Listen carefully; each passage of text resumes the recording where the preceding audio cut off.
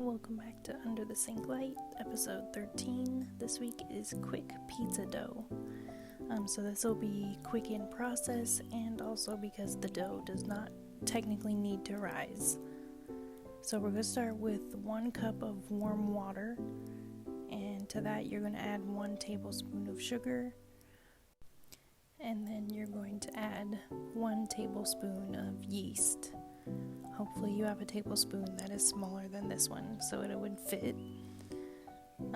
But I shook off to level it and it was pretty much a tablespoon. Then you're just going to give that a quick stir, and we're going to let it sit for 5 to 10 minutes to bloom. Like I've said before, if your yeast is in the fridge or freezer, it's going to need a little more time.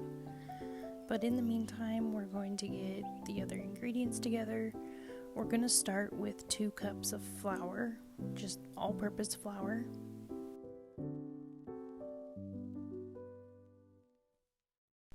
And then hold up to the side another half cup of flour, because the recipe takes 2 to 2.5 cups.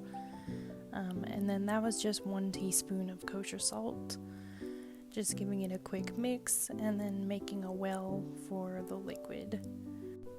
So then once the yeast and sugar water has bloomed, we're going to add in 1 tablespoon of extra virgin olive oil, and then we'll just give that a quick little stir before pouring it into our dry ingredient bowl. And you can say I have that half a cup of flour on the side. That's going to be as you're mixing if you feel like you need more in order to get a dough ball. But also, at least it ended up being for me that was also the flour that I used for kneading it on the counter, and I didn't end up using the whole half cup either, but it's going to depend on if you're over a little on your water or whatever. So you just mix it until it comes into a dough ball, kind of like this, and then you're going to knead it on a floured surface just for about 5 minutes. And again, you need to use however much of that extra flour, go ahead, just so it's not super sticky.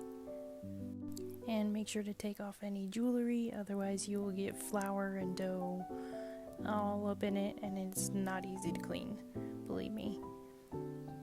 So we're just going to knead it for, just 5 minutes, just until it's not sticky and to give it a little bit of work.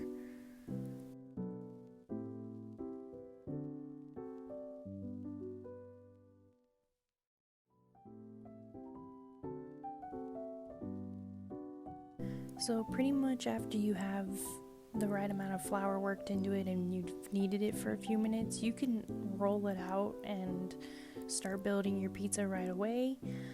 You don't have to rest this dough. I decided to rest it just for the length of time that it took to preheat my oven, which ended up being about 15 or 20-ish minutes. And the oven is going to be at 450 degrees Fahrenheit. So when the dough felt ready to me, I put it back in the bowl, and I just covered it with plastic because I was going to be waiting a little bit and I didn't want it to form a skin. And then as soon as the oven was preheated is when I went ahead and worked it out. But in the meantime, I do pizzas on a sheet pan, and I like cornmeal crust, but I don't have cornmeal, so I used those butter grits again. You can use plain cornmeal, you can use parchment paper, whatever your preference is. And you can see how poorly I spread it. And then this is what our dough looks like after that 15 to 20 minute rest. It's just got some air in it, a little bit jiggly. And then I always like to kind of try to hand stretch it first, and then I put it down on my tray and kind of stretch it out the rest of the way.